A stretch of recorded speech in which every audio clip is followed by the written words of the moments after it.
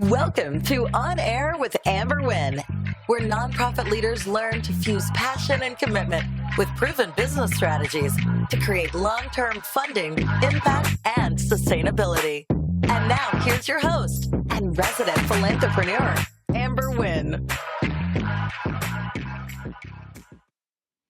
Good morning, fam. It's your girl, Amber Wynn, and today we are going to talk about how to move your organization from here to there. From here to there. I have nonprofits come up to me all the time and say, I'm just trying to get from here to there. I don't understand how to get from struggling and self-funding to getting the grants. I see other organizations getting it. How do I do it? How do I move from being a volunteer, meaning I'm not getting paid, to getting consistent revenue? And here's what I have to tell you. It's not a quick fix. It's not a matter of, I just need to get 4 grants. It's not a matter of, it's not a simple fix. There is a process. The IRS has created certain rules and regulations, and as a result of that, the funders follow those rules and regulations, right? So you may be making things up. You may have been making things up for quite some time, which then means you're going to have to take a couple of steps back, clear out the mess that you created, and start anew, but following the roadmap that the IRS has set up for you. So today, that's what we're going to talk about: strategic growth, how to move your organization from here to there. And when we talk about there, we're talking about success. The world needs our nonprofits right now. And if you are confused and you're scrambling, you're making stuff up, but you don't see your organization moving forward. And when I say moving forward, I mean generating consistent revenue, then this is the episode for you. When we come back, we're going to talk about how to move your organization from here to there. Not sure how to price your programs or how to cover salaries? Are you scared to increase your program fees? If you're struggling to fully cover the cost of running your program, then you need How to Price Your Programs for Profit. This workbook provides step-by-step instructions for how to develop programs funders love to fund, determine the cost to charge for your programs, and present salary costs in a way that funders will approve. Learn the secret formula I used as an executive director for how to fully cover program costs. Order your copy today. Welcome back. You're on air with Amber Wynn, and today we're talking about how to move your organization from here to there. We're talking about strategic growth.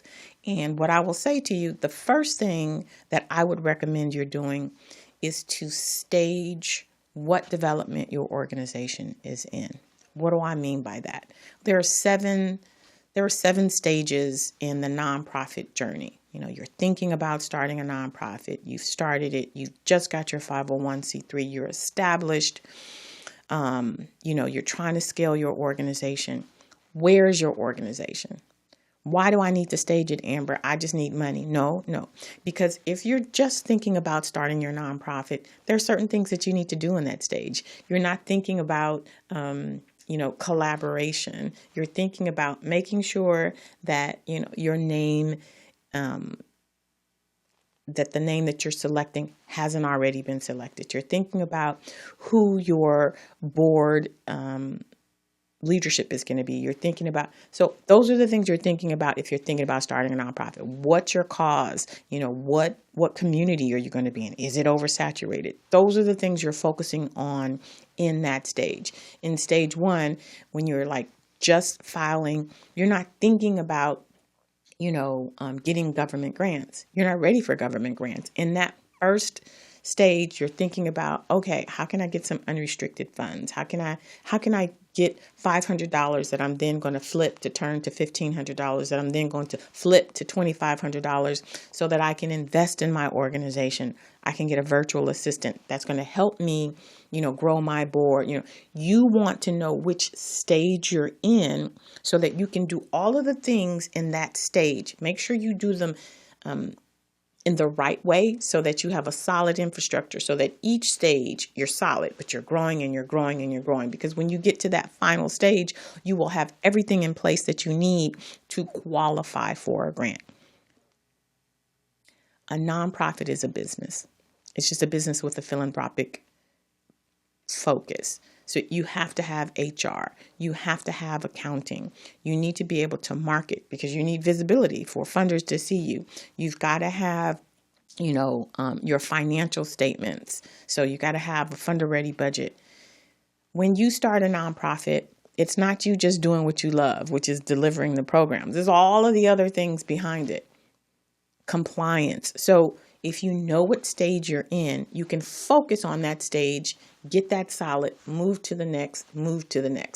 People get really irritated because, the process is the process. But if you look at organizations who've been around for 10, 15, 20 years, and they're still self-funding, you will see the value in staging your organization, putting things in place the right way so that by the time you get to year 1 or 2, you're positioned to get funding.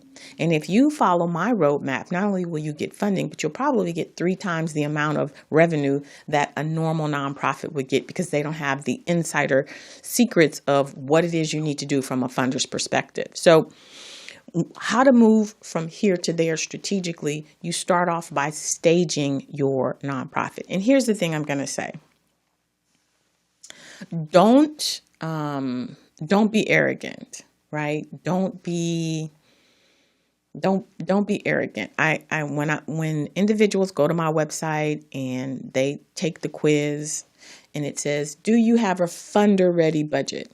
A funder ready budget says that you cover all of the expenses that are required, that are needed to run your organization at an optimal level.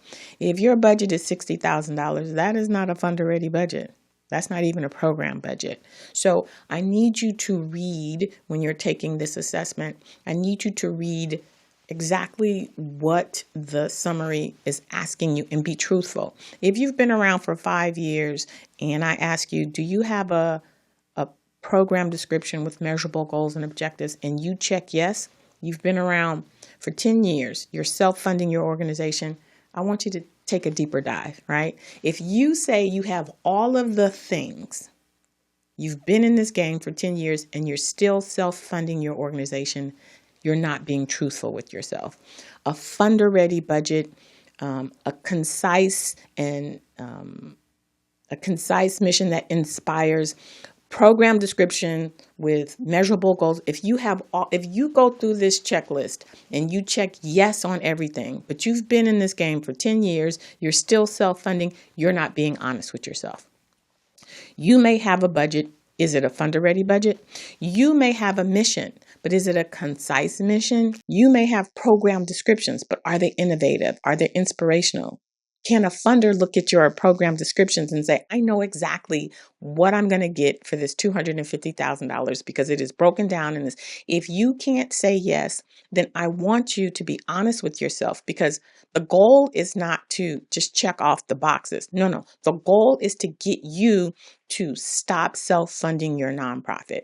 And the only way you're going to stop self-funding your nonprofit is if you build out a solid infrastructure. So to build out a solid infrastructure, you've got to follow the roadmap the way that it's laid out. It's like you're saying, I know how to bake a cake, but you're trying to bake your grandmama's pound cake. You can't just throw any ingredients in there. You got to throw in 5 pounds of butter because that's what she uses. You may use 2 because, you're being heart healthy or whatever, but it's not going to taste like your grandmama's pound cake. So what I'm saying to you, if in fact you want to move from here to there, you've got to let go of your ego. You've got to let go of, what you think you've done. Yes, you've done a lot of work. Now we want you to do the right type of work, the work that's going to move you from here to there. And what that requires is that you follow the roadmap as it is laid out, the formula. I've had people say, oh, I don't want to take your course, Amber. Can you just give me the part on the board? Because I need for my board to fundraise.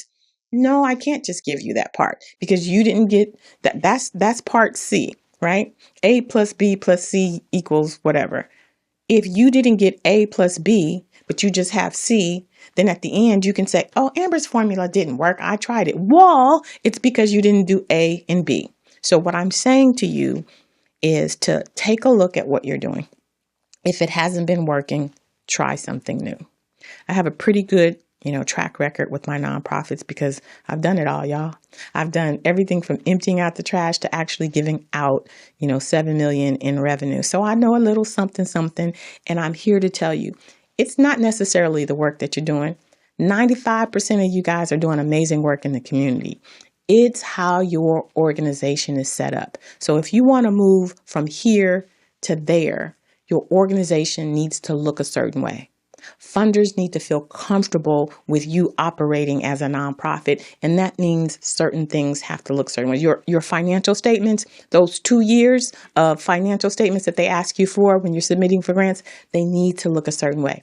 It's called GAAP, Generally Accepted Accounting Practices. If you're turning in something that doesn't look like what they're familiar with, you won't even be considered. So if you are going to strategically grow your organization, it starts with you assessing where you are. We talked about that a couple of episodes ago. Where's your organization? What are you doing? If you're not generating consistent revenue, we need to fix your house. We need to get your house in order. So the first thing I'm going to implore you to do is go to my website, www.amberwynn.net, and take that assessment, right? What stage is your nonprofit in? And be very honest, right? When they ask you the questions, don't say, yeah, I have a budget. Yeah, I have, if you haven't been successful with your corporate sponsorship package, don't say you have it. Like literally, if you haven't generated $25,000 or more with your corporate sponsorship package, then just consider that as non-viable. If you're still, funding your nonprofit with the budget that you have, and you haven't been able to get more than $50,000 with that budget, then don't consider that a funder-ready budget. $5,000, $10,000, $25,000, a funder will give you that because that's the amount that they can write off. That's the amount that they can afford to write off. When you start getting six figures, when you get $150,000, $250,000, then we can have that conversation. We can say, okay, I've got a funder-ready budget. Because funders are going to take more seriously giving out six figures than they will $10,000. That's like giving out $20, $50. We can afford to lose that. We can afford to write that off. But I want you to get to a place where your organization is self-sufficient, where you're getting paid every month. That means six-figure numbers. So how to move from here to there and to strategically grow your organization is to take some steps back, look at what you have, build out that solid foundation. And guess who has the roadmap? I do. It's called 90 Days to a Profitable Nonprofit. It walks you through all of the things that I'm talking about. Even if you've been around for 20 years and you've never, ever, gotten to a place where you can consistently pay yourself, you've been paying to keep your organization going, I want you to pause and think, I've been in this game for 20 years and I'm still self-funding my nonprofit. Something, as Keith Sweat would say, something just ain't right, y'all. So step away from the ego. And let's get your organization in a position whereby you can get what you need, which is consistent revenue. Let's take a look at 90 Days to a Profitable Nonprofit because it's going to get you to where you want to be. Are you struggling to fund your programs? Can't get a grant to save your life? Most consultants will share the what of how to start a nonprofit or how to fundraise. They may even share the why, but they don't share the how. Because that's where they make their money. Now, I'm not hating, I'm a businesswoman too. But I've been where you are, trying to make the world a better place. Struggling to keep the doors open, up to the wee hours of the night, writing grants and doing whatever needed to be done. And because I've walked in your shoes, I'm not here to make you spin your wheels, waste your time or your hard-earned money. We ain't got time for that. The world needs you. I'm here to show you how to transform that pit you keep dumping your hard-earned money into a profitable nonprofit. I take my 30 years of nonprofit experience as a founder, executive director, program developer, grant writer, and funder, giving out over $7 million annually in grants, and I save you literally thousands of dollars and hundreds of hours. I walk you through setting up your nonprofit organization so that you can be generating enough revenue to cover your monthly expenses in just 90 days. How would that feel? Not paying bills from your personal bank account. I share my insider secrets, tips, tricks of the trade, and provide you with a step-by-step roadmap on how to turn your bootstrap organization into a profitable nonprofit. Within 6 months, you could be generating enough revenue to pay your salary or fully fund your programs. The choice is yours. But you have to get the blueprint. And it took me 3 years to develop it, but it's here and it's going to change your life. Join my other successful clients who are just like you, full of passion and determination, but they had no idea all that it takes to run and fund a successful nonprofit. Now they're winning grants and drawing a salary, and they know what it is that they're supposed to be doing to run a successful nonprofit. They're no longer making it up as they go. They have the roadmap, and they're clear about next steps. And I want that for you too. So what do you get in this course? You'll walk away with knowledge, products, processes, and systems. Not just a bunch of promises, but exactly what you need to turn your organization into a profitable nonprofit. I promise, you don't need grants. What you need is a solid infrastructure. And this course is going to give you all of that and more. And what's more, it comes with a money-back guarantee. So go ahead, click the link below to register for this course. Welcome back. You're on air with Amber Wynn, and today we're talking about how to move from here to there. And the 90 days to the profitable nonprofit is one way to get there, because it is strategic and it gives you step by step, point by point. What I recommended you do at the beginning of this episode is to stage your nonprofit. Go to my website, www.amberwynn.net.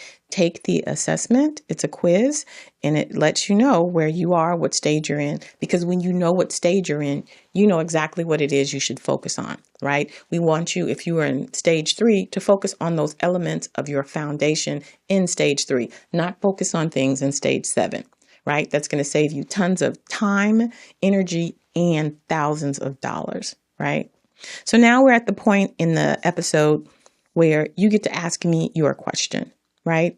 I'm here to serve you, and I want you to get your questions out there so that I can ask them in the part of the episode called Ask Amber. I have a question out of Texas. Let's hear what John has to say. Hi, my name is John, and I'm calling from Texas. A question on a grant is asking me what my program design plan is. I was hoping you'd be able to explain to me what that is. Hey, John, thank you. Yes, when a funder asks you what is your program design plan, it's a high-level overview of your program, right? It typically has 6 major parts. The first part is, what is the problem? The funder wants to know what it is that you're solving for, what problem is your organization going to solve for. The second part is planning for the learning environment and experience. In short, that means, will it be in the field? Will it be in a classroom? Will it be virtual? So where are you going to deliver your programs? The third part of the program design is the conceptualization change, or in other words, what is the change that your program will create? If your constituents are participating in deviant behavior, you're going to change that behavior. So what is the change that your program will create? We'll have a reduction in dropouts. We'll have an increase in graduation. The fourth part of the program design is program activities. What will help bring about the change? Is it field trips? Is it counseling? Is it on-the-job training? Is it some specialized type of education, mentoring, or whatever? The fifth part of the design is implement the program. How will you implement the program? How often will you meet? How will you deliver it? We're going to have a facilitator. It's going to be peer-led. We're going to implement it on the school campus. Like, how will you implement the program? And then the last part is assessment.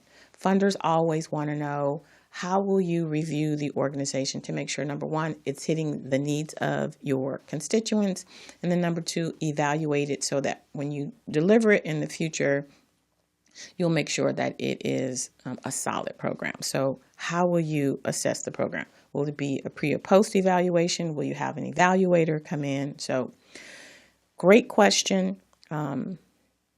Probably didn't know it required so much details, but that's what a funder's looking for on a grant when they ask, what is your program design plan? What are those 6 elements?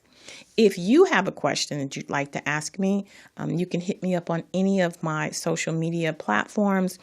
I'm on LinkedIn, I'm on Facebook, I'm on Instagram. Ask me your question. You can email me at amber@amberwynn.net, and I would be happy to answer your questions. Now we're going to move on to Shine On Nonprofit.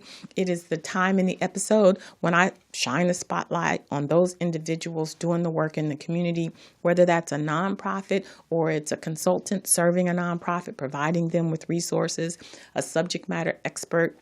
Whatever it is going to help my nonprofit, number one, get the visibility that they deserve, get the resources that they deserve. I'm here for it. Today, we're on part 3 of Magdalena's Daughters. We've been having a robust conversation with the founder and executive director, Ashley Hill.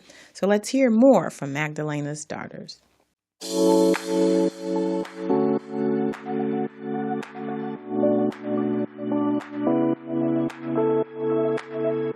Kid has their own circumstances, their own mental health, and they do impact and influence one another, right? So smaller settings and actually having 2 parents reside in the home, and it's basically about creating a village of homes in which these parents who live with these children support one another in the village, and there's a lot of resources and activities that happen on the village, so that they don't really need to go out into the community more, where they can be met with pimps and traffickers until they become, stabilized and, a functioning citizen. Confident, yeah, all of those things. So that is really our vision, is to create, to develop homes on land and create a village of support for these kids, because that's what they really need. They really need relationships.